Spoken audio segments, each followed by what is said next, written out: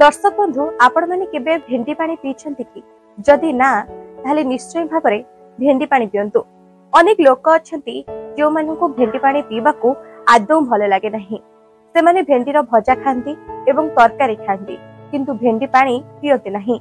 किंतु दर्शक बंधु मु आज आपण मानको एमिति किछि तथ्य देबी जहा जानिबा परे आपण खुशी मनरे प्रत्येक दिन भेंडी पानी पीबे।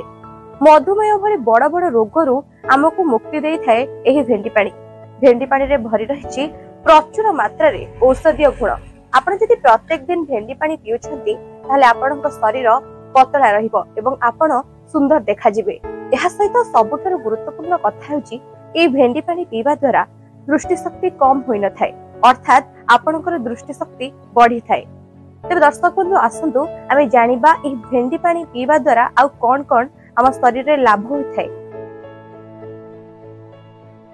आजिकाली समस्तक रोसई घरे भेंडी थिबो।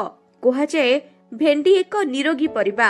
एहाकु खाइबाकू स्वादकर हेबा सह देह पाई मध्य बहुत हितकारी।